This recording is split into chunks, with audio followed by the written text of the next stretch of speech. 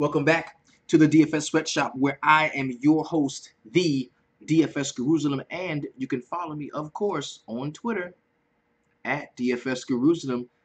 Yo, today, this is week 2 NFL preview, man. We're gonna look back, quick recap of last week's action. It's all but wrapped up here. We're looking at Philip Rivers try to lead his team on a last-second drive to get in field goal range, which I think they just did. They might send this joint into overtime. This is actually going to be the best game of the week, bro. This is a really good game so far, man. We've seen really solid comeback. So, yo, it's funny how the best lineups or the best stacks that we talked about were actually bookended from the Thursday game all the way to the Monday game. Let's go ahead and take a look, okay? Now, we're going to chop it up strictly. We talk about what happened last week. These are the top scoring quarterbacks on the slate from Thursday to now, without Philip Rivers doing his last-minute heroics here, okay? We've got Alex Smith, 34. You got Stafford, Carson Wentz, Matt Ryan, Aaron Rodgers, Tyrod Taylor, Deshaun Kaiser, right?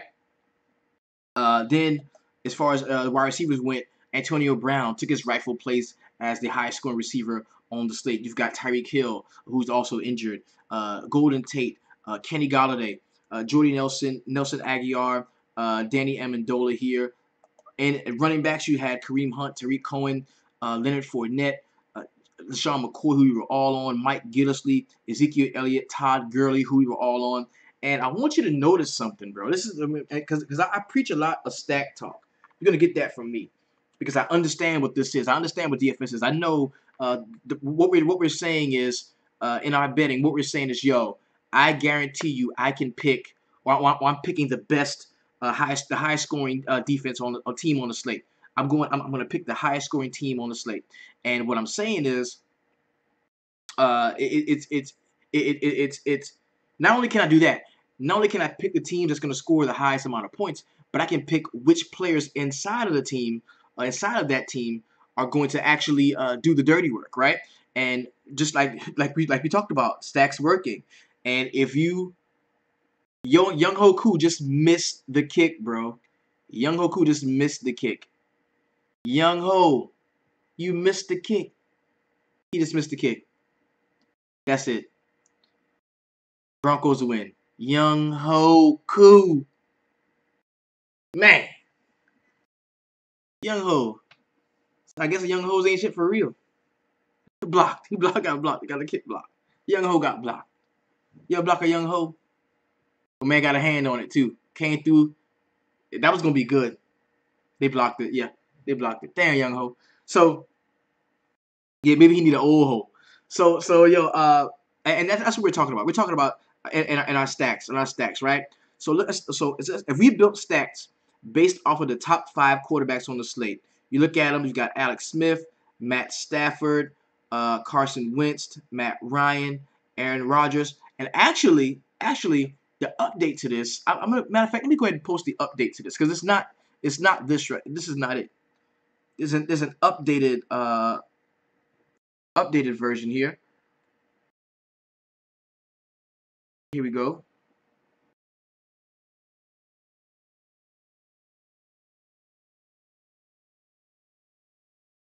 With just the quarterbacks. I'm gonna give you the updated version. I'd love if I could post it to my Twitter really quick, and that would kind of give you a beat on what I'm seeing. But let's go ahead. We're gonna okay, and I'm gonna upload this to what we're talking about, and that should help us out. Because I really want y'all to get this, man. I want something I want y'all to grasp. I really want y'all to grasp this thing because it makes a ton of sense. Okay, so let's go ahead and pull it up. Let's pull it up. I'm gonna read. All right, cool. All right, here we go.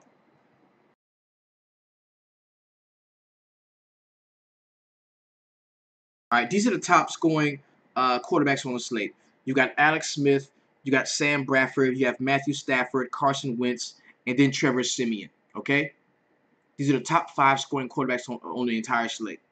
What I'm telling you is, if you begin your stack at the quarterback position, the top 5 quarterbacks that you like, a couple of these guys were in solid point totals, and we really could take advantage of them. A couple of them were straight fluky at like shit that we never even would think about. Number 1 was a high scoring cat. You got Alex Smith. Nobody thought about that, but you should have thought about that because it was the first game of the season.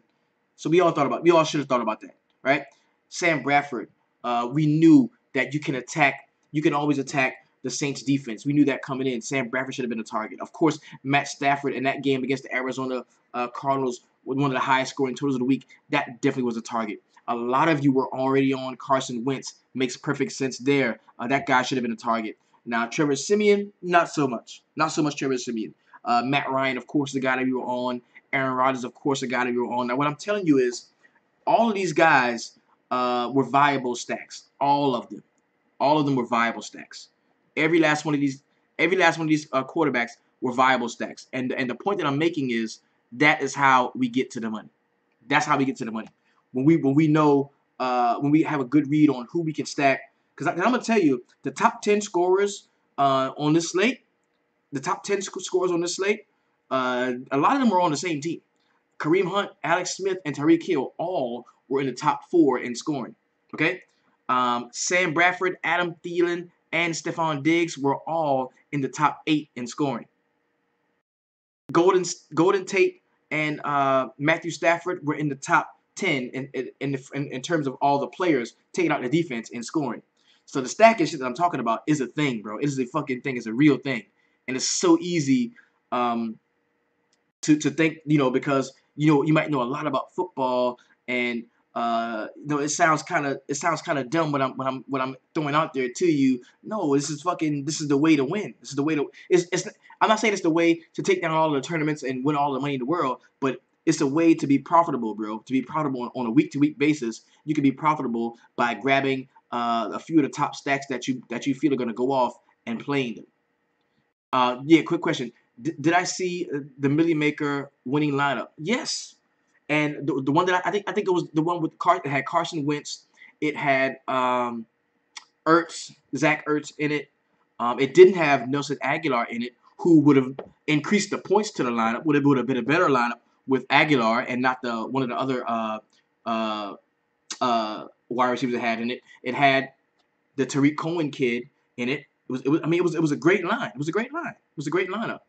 And the only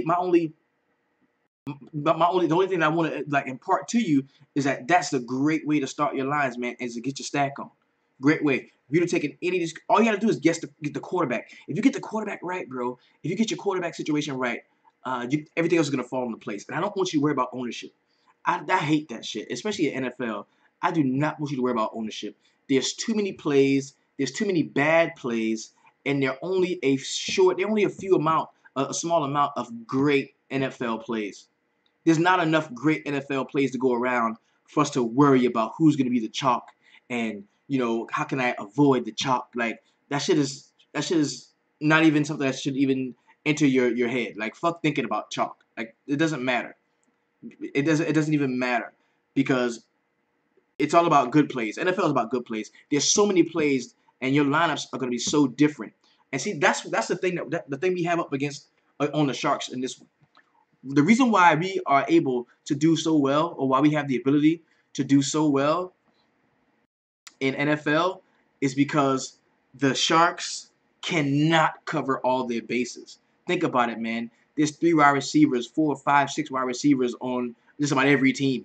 They can't play them all. There's 3, 4, 5 running backs on every team. They can't play them all. Okay? They can't play all of them. And especially when injuries start to pile up and you're going to see the value come up in all these different spots, that's why they throw all the different names at us to try to take us away. I'm telling you, bro. Like ownership does not matter as much as it does in any other sport in football. It doesn't matter as much. It just doesn't. Because they can't get everywhere. They can't cover all their bases. So we want to roster good plays. That's why they throw us all the value. That's why they want to throw these names at us. You know what I'm saying? When in fact it's not but like a few no-name guys are gonna go off a week. With enough bankroll, they could play them all. Nah, they can't because 150 lineups, they still couldn't play them all. they still couldn't play them all. Not with 150 lineups.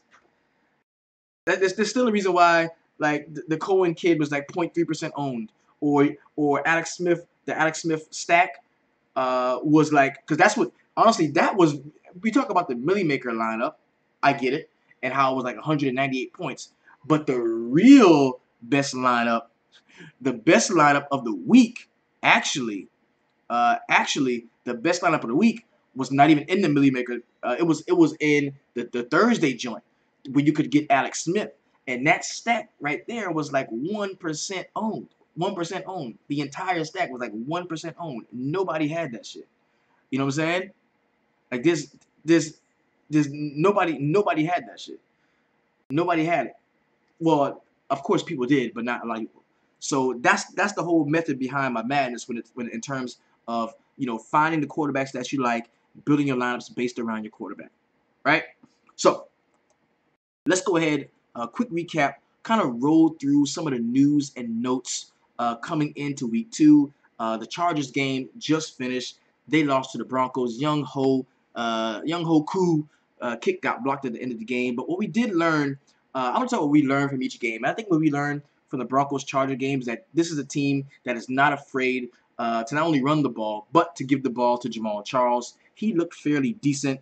Like he didn't kill it and have a ton of carries, but yo, he was fairly decent. He was fairly decent. 10 carries, 40 yards, average 4 yards a carry. That's not bad at all. Wasn't bad at all. Phillip Rivers 22 for 33 out of 33 attempts. He threw 3 touchdowns in this spot. He is the most accurate kicker in Denver history. And that one is on its way, and it is no good. That's what almost lost him the game. That's what almost lost him the game. So, yo, this was. How do I get back to that? Because I really did not mean to like play the NFL's footage for you. I'm sorry about that. Just wanted to recap some of the games. Then we had, of course, Chiefs Patriots. We already know what time it was from there. Chiefs went out, hung up 42 points on them. Awesome game we saw from a lot of from Tyreek Hill, who's hurt. We also saw the young man fumble the first carry and went out after that and just went completely bonkers on the Patriots defense. We even seen Alex Smith playing well on the spot. What we did take away from this game is that the Patriots may struggle some in terms of playing defenses that are strong at linebacker and get after the quarterback. We're gonna see Brady come back in the revenge spot next week. I think he's going to be going off this week, actually. So that's a narrative that we can pay attention to. And another thing, we learned about narrative this week. We learned about narrative this week. Narrative in NFL, bro, that shit don't matter as much. I'm telling you, the NFL narrative shit, unless it's a quarterback based narrative, I ain't fucking with it. Because the whole Texas strong Houston narrative, that shit went to bed quick. Yo, that shit went to bed quick. And honestly, in terms of NFL, man, so many parts work so that one person can get off. Like so many, NFL narratives are nothing. Unless it's the quarterback. Like Brett Favre's dad died. Okay, dude went out scored through 500 yards. I get that. He's in control. Like a couple years back, the homie Demaryius Thomas, his mother was like in prison since he was like 4 years old, and after like 20 years, she got out and came to his first game. And they were like, oh, man, this is his mother just got out of jail. First time ever seen him play. Yo, narrative street. Dude had like 2 catches for like 15 yards. You know what I'm saying? Then you had the Adrian Peterson narrative. Oh, he's going back to Minnesota. Oh, the Superdome. Dude had like 13 yards. You know what I'm saying? So the narrative street, if it's not a quarterback narrative, I ain't fucking with it, man. The narrative street is pretty much a highway to die on in terms of NFL. So we had Steelers Browns, good game there. DeShone Kizer, very decent game. Saw some very nice plays from him, rushed in the touchdown as well. Of course, we know what we got from the homie. Went off. You know what we get from Antonio Brown, man. Dude was just all over the place. Tons of catches, getting it in, awesome.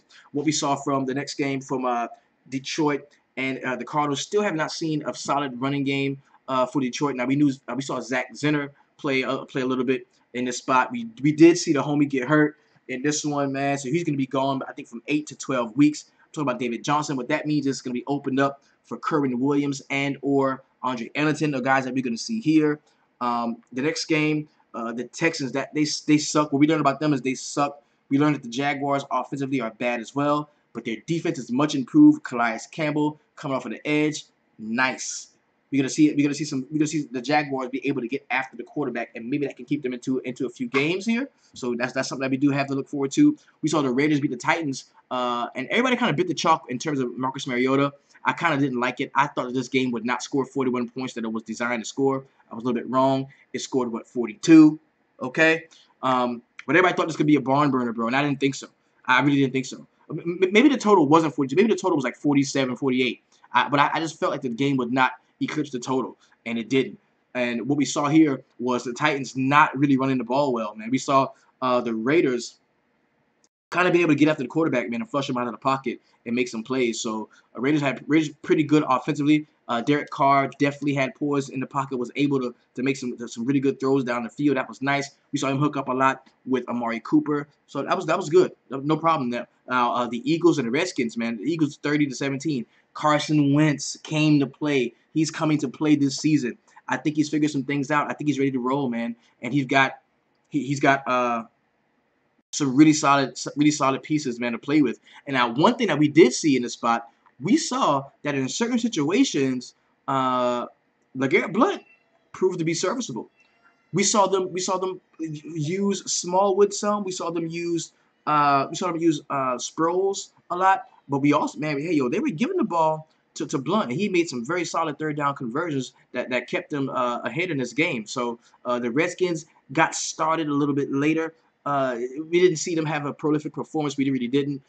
Next game we got, the Bengals got destroyed. The Bengals got destroyed. Now we didn't see a hella great offensive game from the Ravens. But what we do know is that you got Buck Allen is going to be there because the Baltimore Ravens running back, he got hurt. Let's check it out.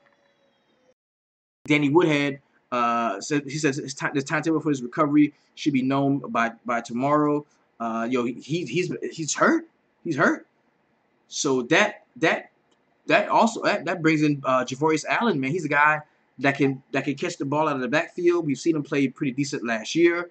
So that's a guy that we're going to be looking forward to this week. Now, the Atlanta Falcons and the Bears, what we have seen is that we know that the Falcons are going to have some timing issues, man. They need to get together on one page. Didn't really see an awesome performance from the Falcons, but we knew that they were going to win this game. They did it handily. The game was over before it was over. The Bears, what we learned here was that the young kid Cohen is a part of the offense, and I mean, he got a fair amount of carries, fair amount of touches, but what he did with him was really nice. So I still think the Falcons are going to be a really great offense this season. I really do. I think they're going to be fantasy gold all year long. Kind of a slow start for Julio Jones, but I think that's going to be remedied really quick, and we're going to see them score well, and it's going to be no problem there. The Jets and the Bills, we got exactly what we knew we were going to get from this game. Not a lot of scoring, but we knew that we could depend on we knew that we could depend on Shady in the spot. And one thing that kind of hurt was, Shady leaves the game. They bring in Mike Tolbert. He steals Shady touchdown. That fucking sucked. That really sucked. We kind of figured that not to be want to play too many pieces from this game. Didn't have to. Wasn't good. So we were fine there. Colts and the Rams. We read this game correctly. We knew the Rams defense was really going to show up. We all were on Gurley. We knew that was going to be what it was. We didn't think the Colts were going to be able to move the ball. They could not move the ball. So that's what we have going forward. We know that.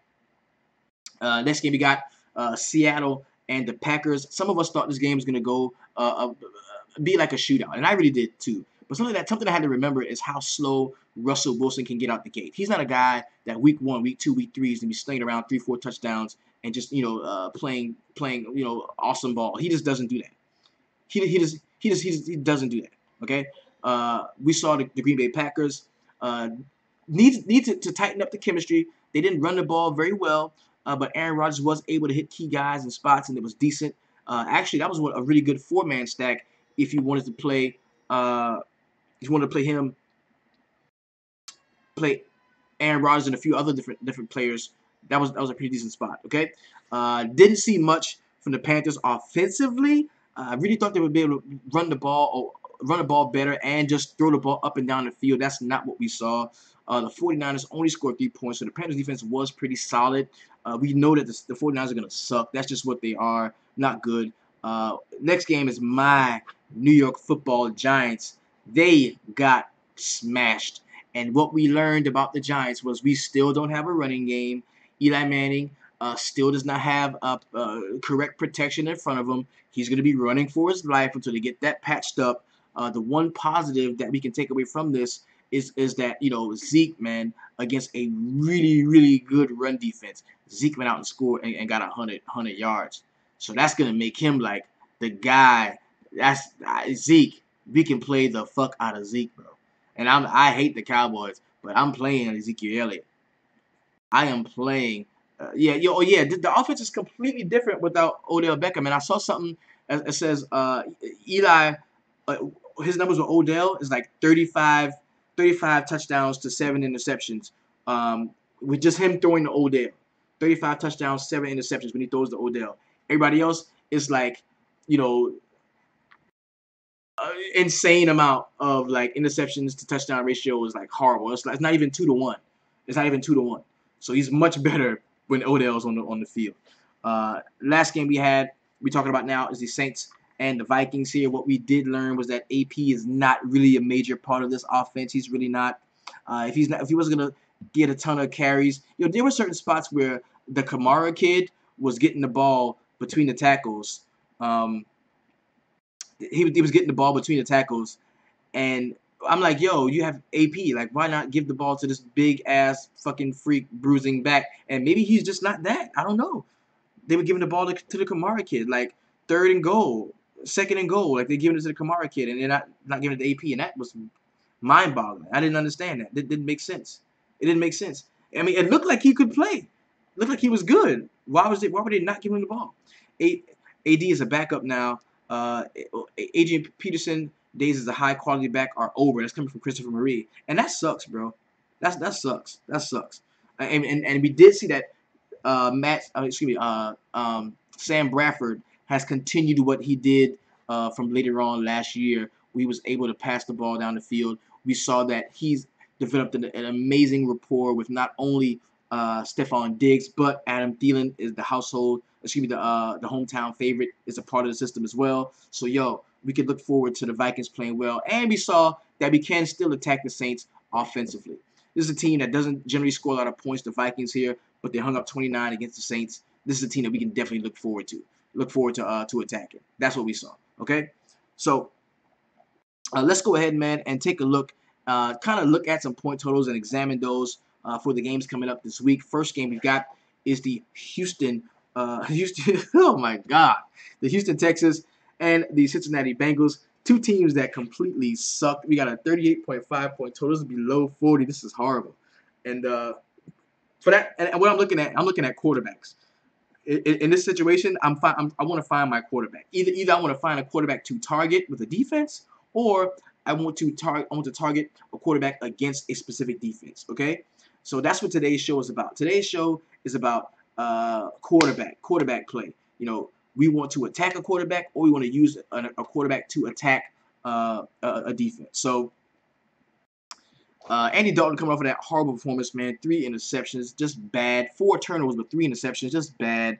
Tom Savage, horrible. I really hope Tom Savage is not starting this game. The only way that I would play a quarterback in this game is if Tom Savage is not playing and you get the homie, you get Deshaun Watson, and I just play him on some crazy fluke freak shit.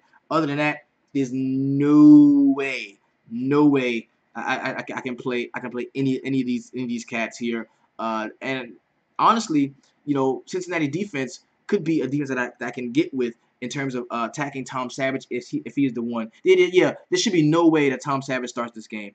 Watson will start, no doubt about it. It's got to be him. It's got to be him.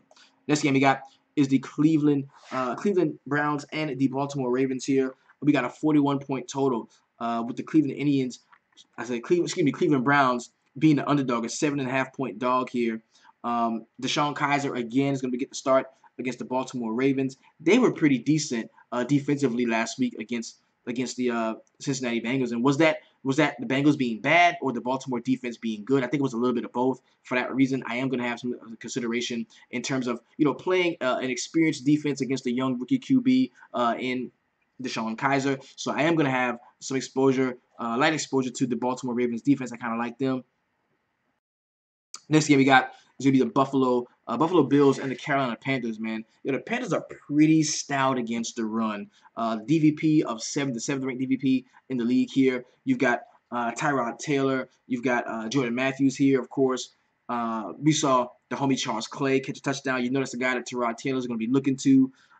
So I don't really love the exposure or having exposure to to a lot of the Buffalo guys. Not really.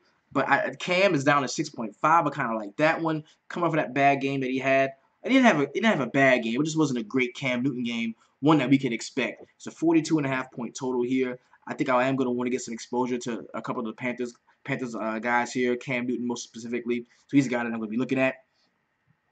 Next game we got is going to be the Arizona Cardinals and the Indy. Oh my God! So you got Arizona, Indiana. So David Williams is going to be out. David Johnson is going to be out. We already know that. David Johnson probably is going to be out for between 8 to 12 weeks is what I'm seeing here. Okay, so yeah, he's doubtful. He's probably not going to be playing. Will likely miss 8 to 12 weeks here. So what that means is you're going to be looking at guys like Kerwin Williams. You'll be looking at guys like Andre Ellington, and I kind of like Kerwin Williams here.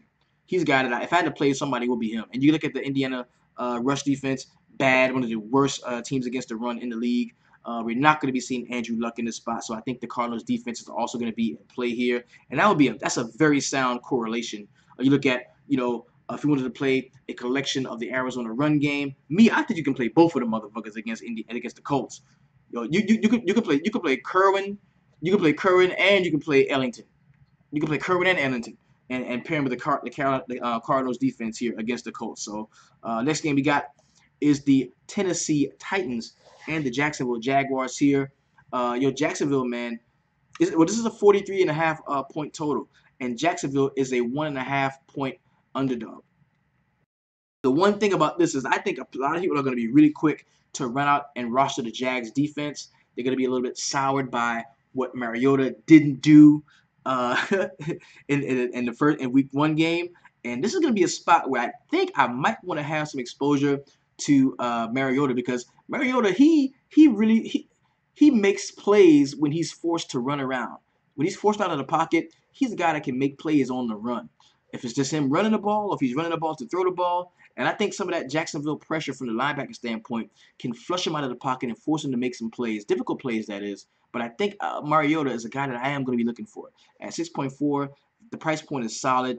I think I can play him and pair him with Delaney Walker here. I'm not going to have an issue there. I kind of like this. I kind of like this Tennessee team. I kind of do.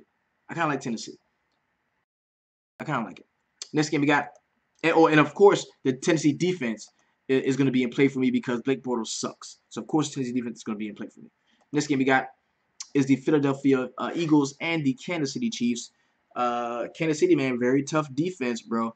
Very tough defense. I don't want to know if I want to go back to the well in terms of Carson Wentz. He's priced under 6K, so that's gonna make him usable for me. But I don't know if I want to go back to him against the Kansas City Chiefs here, man. They're going to be riding high. The one problem you're going to have is we've got okay, Tyreek Hill should be playing. Okay, let's look. I want to look at some NFL injuries and see if we can what it has to say about.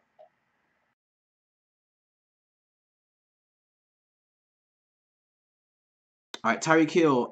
Hill hauled in 7 of 8 targets for 133 yards and a touchdown, added 5 yards on 2 rushes and logged 7 yards. Okay, it has him as questionable, so there's a chance that he could play. Kansas City without Eric Berry is different, but they are still beastly at home, and I can agree with that. Samuel Drum says this game could be high scoring, and if that's the case, man, you got a 47.5 point total with the Kansas City Chiefs a -5. So Wentz looked like a gazelle out there on Sunday. Kid has wheels. Yo, he does, man. He looked pretty good. So this is okay. This is a game that we do have interest in this game. I can mark this game as a game that we do have interest in. Next game we got is the New England Patriots and the New Orleans Saints. Of course, everybody, this is going to be the chalk game on the slate, man. Of course it is, because we've seen the New England Patriots have a really bad pass defense. We've seen the New Orleans Saints be the team to attack and to stream offenses against, namely quarterbacks. You got Tom Brady coming off that loss at 7.9. This is, of course, the game of the week. This is, again, everybody's going to have some exposure to, and I get it. It makes tons of sense. I think in this spot for me, Tom Brady is also going to be in play. A pissed off Tom Brady, yes, is going to be in play. You look at Chris Hogan, another guy that can be in play. New Orleans Saints guys, you got Drew Brees at home. Brees at home is a thing, right? Have to assume New England gets New England. Yeah, you definitely do. Yeah, I like Brees and Brady in this spot. This is the Coarse field. This is Coarse field. Yeah, this is Coarse of NFL. So a lot of playable stuff here. The over under hasn't even come out yet because they're still adjusting. They're still thinking about it. So Brees is gonna go low. Oh yeah, definitely. People are gonna turn straight to Brady in this spot, and they're gonna overlook Drew Brees. And New England Patriots are a team. Cooks and there's like a revenge joint. Revenge joint. This is a revenge game for the Saints. Cooks, you leave us and go to the Patriots, bitch. Okay, cool. Well, I'm just gonna throw the ball to Ted Ginn. And he's gonna burn y'all. I'm gonna throw the ball to Mike Thomas. It's at 51 right now. Okay, so we do have an over-under on this one. It's at 51 right now. That's nice. Okay, so let's see. We got is the Minnesota Vikings and the Pittsburgh Steelers. Sam Bradford, 5.5. We got Ben Roethlisberger at 6.7. Two defenses that can be tough. I don't think I want to play. Minnesota offenses. Excuse me. I don't want to play the Pittsburgh offense against the Minnesota defense. They're pretty good. So this could be a tough one. This could be a tough one. This could be a tough one here. Sam Bradford is priced down at 5.5 still. Ben Roethlisberger at 6.7, but he should be. You look at Lev Bell at 9.8. I know I ain't playing Lev Bell. I know I can't play Lev Bell on the spot. Roethlisberger roast teams when he's at homes. Yes. Minnesota Vikings defense ain't no slouch though. They ain't no slouch. They are not a slouch. They're shutting down Antonio. They may not shut down Antonio, but I ain't playing Roethlisberger. I don't love it. I don't love it. It's hard. I mean, it's hard to shut down wide receivers, man. It is. It's hard, especially a guy like Ben Roethlisberger. I would just love to have. A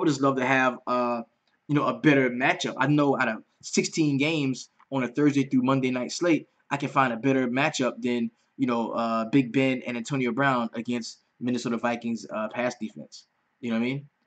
AB is always in play. He's the one wide receiver I've seen get off on Chris Harris. Definitely. Yeah, definitely.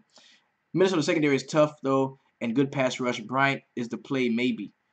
Probably going to fade this one. I kind of agree with Kurt Nick in the spot. Next game we got is the Chicago Bears and the Tampa Bay Buccaneers. Mike Glennon, 4.6. Jameis Winston, probably going to be one of everybody's favorite quarterbacks. We got a 43 point total here. Kind of like Jameis Winston in this spot. I saw the opportunities that Matt Ryan left on the field against a weak Chicago secondary. I think Jameis Winston chomping at the bit, ready to play a game. The Tampa Bay Buccaneers as a whole, ready to play this game. I've got no issue with playing, with matching him up. With Mike Evans and me done with it, man. I kind of like that. Winston's, Evans, D Jackson for all the money. Yeah, man. Yes. Jerry Ladd, I like that. Yo, people are sleeping on this, right? People are sleeping on Deshaun Jackson, bro. Deshaun Jackson can still get behind the second level, bro. And once he does that, he is beating your safety and he is walking in the end zone, bro. He is a big play waiting to happen. And I really like Deshaun Jackson as well as Jameis Winston and Mike Evans in this spot too, most certainly. Kevin White, another guy got injured. Now with Kevin White being injured, right? What this does, this opens up the door even more for the Cohen kid, man. It really does because they've got to pass the ball to somebody, and he's one of their better pass catching backs coming out of the backfield. Unbeknownst to me. Let's look at the Chicago Bears here. All right, so JaVale Freeman is hurt, Benny Cunningham is hurt, Kevin White. He's been placed on injury reserve while recovering from a fractured scapula. So that dude, like, he's like really hurt. He's really hurt, and he probably won't be back this year. So there's a few guys that you may want to look at. You look at, of course, Kendall Wright. Now here without Kevin White, you look at Kendall Wright in the spot, but this is Mike Glennon, so it's tough. You got Marcus Wheaton, Deontay Thompson, the Cohen kid, like we just talked about. So Bellamy had the most snaps after Wright. Okay. Bellamy, yeah. Bellamy is the kid that had the most. Yes. All right.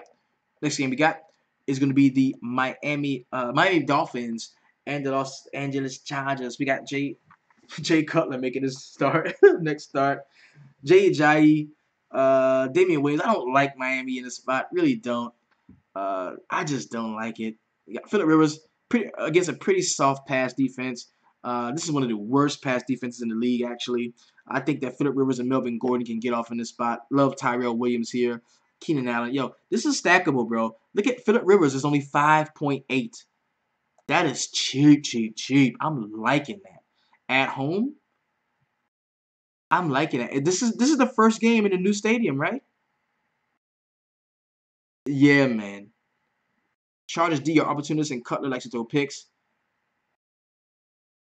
I like this. Yeah, I'm on this. They don't have a point total for this game yet, too. This could be a pretty high point total. Yeah, he's too cheap. I like Phillip Rivers. He's right now. He's like one of my favorite quarterbacks on the slate easily, which is gonna turn into one of my favorite stacks. This game we got the Jets and the Oakland Raiders. We got Derek Carr at 7.2, Josh McCown 4.5. Don't love any of these cats here.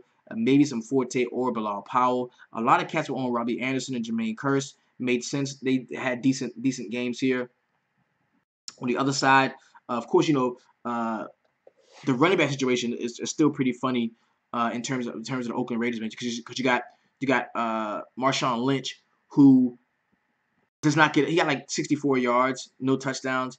When they get in the red zone, they like to pass the ball too. So that would put Carr, Crabtree, Amari Cooper kind of in play for me. And you don't know what's gonna happen. You really don't know who they love because when it's time to catch the ball out of the backfield, that's when you see Jalen Richard. That's when you see DeAndre Washington. So this could be tough to gauge, man. This is a 13-point total right here. I mean, excuse me, a 43.5 total with a 13.5 spread. Rivers scored 20.2 points last time he played Miami at home. Good tidbit. Next game is a good one. The Dallas Cowboys and the Denver Broncos. You got Trevor Siemian 4.9, going up against a pretty bad pass defense. You got Dak Prescott at 5.6, going up against probably the best pass defense in the league. They're gonna have to run the ball to do well. I remember last year I just didn't play running backs against the Broncos. I just didn't. And seeing how well Melvin Gordon was able to play against them, I kind of don't mind Zeke. Yeah, I kind of don't mind Zeke in this spot. Melvin Gordon was able to really play well against them. I kind of don't mind Zeke. I don't mind Zeke. I can play Zeke here. I can, and that's pretty much all I'm gonna be interested in on both sides of the ball. Maybe some C.J. Anderson, maybe. Next game we got is the Washington Redskins and the L.A. Rams. So we got another solid defense in the Los Angeles Rams. Had a really good week out last week against Kirk Cousins and the Redskins here. They don't have a running game. I don't trust Chris Thompson or Robert Kelly in the least, but I think that Cousins and Pryor can hook up in this spot. Also, Jordan Reed is a guy that I don't think they're going to be able to hold him down for long. Rams D, I don't really love him in this spot. I think Kirk Cousins can put up some points against him. I really do. But do I like Jared Goff? Do I like Gurley? Do I like Sammy Watkins? Not as much as I did last week, but I think Gurley is a locked in play for me at 6.8 against a Washington defense that does give it up to running backs. I've got no issue playing Gurley here in the spot. Next game we got is the San Francisco 49ers and the Seattle Seahawks. A 43-point total here, with the Seahawks being a negative 12.5. They are a huge favorite in the spot. Don't really like to play Russell Wilson earlier in the season, but I believe he had an injury too. He had an injury with the Seahawks as well. Let's go check that out. I want to make sure the Seahawks are good. Take a look at this one. Okay, yeah, Thomas Rawls, man, expecting to return action Sunday versus the 49ers. Okay, so Rawls is expected to play this week. Okay. Yeah, Rawls is expected to play this week. He got him listed here as questionable. But if he's starting, he's gonna play, and he's starting at 4.6. I'm gonna have some exposure to him. I think you can. If he's good to go, and he's good to play. I think you can have exposure. On the other side, Carlos Hyde at 4.9. Not a guy that I really want to run out there. Not against Seattle. Front seven, they're pretty solid. Don't love Brian Hoyer at all. I think the Seattle defense is squarely in play. and they're priced up at 4K actually. You see that. Next one we got is this is another game, bro. That could be the smoker, could be the smokestack, could be the barn burner. I think this is one of this one and the Patriots New Orleans game are probably going to be the highest. Oh, so that's right now. That's giving me 4 quarterbacks right now. That is giving me like 4 quarterbacks that I can rock with. That's 4 quarterbacks I can rock with easily. Aaron Rodgers 7.4, Matt Ryan 7.5. I think you're going to see a fair amount of scoring in this game. We got Green Bay is slated to score 25.3. You got Atlanta 28.3. Yo, I've got no issue with this, man. I've got no issue on either side of the ball. Of course, Devontae Freeman's a guy I'm gonna be looking at, as well as Julio Jones at 9.2. That's priced up just a touch, but it's all good. Jordy Nelson 7.9. Love that for him in terms of having Aaron Rodgers and then Randall Cobb at 5.9. Yo, I like this. Julio in the dome, yeah, nice. Monday night, my New York Giants will be taking on the Detroit Lions, and this is going to be a big test for the Giants secondary, man. We didn't think that we would be, attacked and exploited much against the Cowboys, especially since they knew they could run the ball well with Ezekiel Elliott. Now, while the Detroit Lions don't have that running game, they do have a pretty solid passing attack, which is kind of our strength on our defense. Is actually, playing the pass, as you can see. Second-ranked DVP here, and we've been one of the better defenses in the league, man. We actually didn't do bad against against the Cowboys against the pass. We didn't do bad. We didn't do bad. So that would take me off of any Giants defense in this spot, most definitely. Don't want to play the Lions defense against the Giants here. It's another game that I think it can be a high-scoring game. I think this could be a shootout-style game. People are not going to want this one. So there's 3 games that I really like a lot to shoot out. There's 3 games right now that I like to shoot out, and I'm going to have a lot of exposure. I'm very interested in. Number 1 is the where we got the New England New Orleans game. I'm very interested in that. Very interested in that. I am very interested in the Green Bay Atlanta game, and I'm interested in the Detroit and New York Giants game if Beckham plays. If Odell plays, I'm gonna have a major amount of interest in this game because that means we're gonna finally get some scoring. So I'll be interested in that. Some of the second tier games that I'm interested in is going to be the Chicago Tampa Bay game. I have a lot of interest in, and of course this Washington and Washington Rams game. I'm interested in that one. Those are my 5 games of interest. So, what up, Sweatshop? I'm up $93 on Yahoo over the last 5 weeks. Thanks for the help. The Sweatshop is the best. Yeah, shout out to you, big homie Greg Camp. Yo, that's our Yahoo guy. Like, we got like one dude that loves Yahoo. So I cut a slice off of every line drive at 5 just to cater to him and his Yahoo lines. We gotta come over there and join you, bro. We gotta come over there and join you on Yahoo, man. You shouldn't be over there by yourself. We should come over there and help you out. So, of course, this is the week 1 point total preview where we kind of discussed a little bit about the point totals, kind of gave you an initial read of the games that I like the most in terms of where we can find our quarterback, whether we're going to be attacking the quarterback with a defense or we're going to be attacking the defense with the quarterback that we choose. You'll get with me tomorrow. We're going to be going in depth, kind of a position by position, but game by game sort of thing. We're going to be jumping into that, and then we're gonna be hopping into that Thursday night slate. So make sure you get with us, man. If you haven't, check out the website. It's www.dfs.com. Go there, sign in. Upon your paid subscription, you can come into the sweatshop. You'll be invited here with all of these fine gentlemen who do the very best in DFS work, man. They help out a lot. Very awesome, solid cats. Love to be with them. And also, you're gonna give complete access to everything that we offer, man. So you'll check it out. There's gonna be a link in the description, I believe. This is your DFS Jerusalem. You can follow me, of course, on Twitter at DFS Jerusalem. If you're on FanDuel, keep it 200, 250. If you're on DraftKings, keep it 200. You rock with me, so you always keep it 300. Peace. We out.